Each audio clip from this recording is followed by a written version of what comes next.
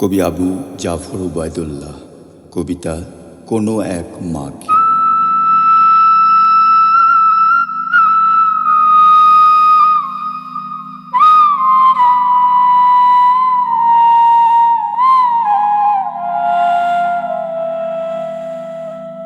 কুমড়ো ফুলে ফুলে নয়ে পড়েছে লতাটা, সজনে ডাঁটায় ভরে গেছে গাছটা, আর আমি ডালের বড়ি শুকিয়ে রেখেছি।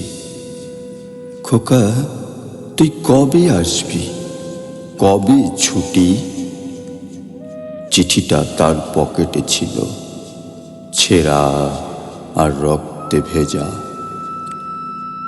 মাগো, ওরা বলে সবার কথা কেড়ে নেবে, তোমার কোলে শুয়ে গল্প শুনতে দেবে না।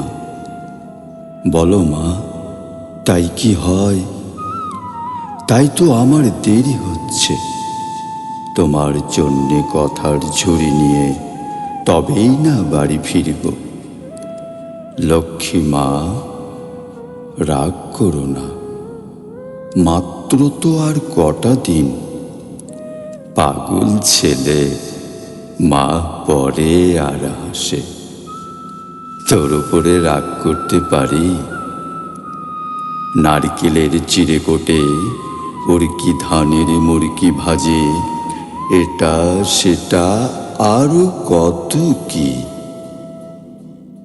তার খোকা যে বাড়ি ফিরবে, ক্লান্ত খোকা। কুমড়ো ফুল শুকিয়ে গেছে, ঝরে পড়েছে ডাঁটা, পুঁইলতাটা ন্যাতনো। খোকা এলি? ঝাপসা চোখে মা তাকায় উঠোনে, উঠোনে যেখানে খোকার সব শকুনিরা ব্যবচ্ছেদ করে। এখন মার চোখে চৈত্রের রোদ পুড়িয়ে দেয় শকুনিদের। তারপর দাওয়াই বসে মা আবার ধান ভানে, বিন্নি ধানের খই ভাজে। খোকা তার কখন আসে, কখন আসে?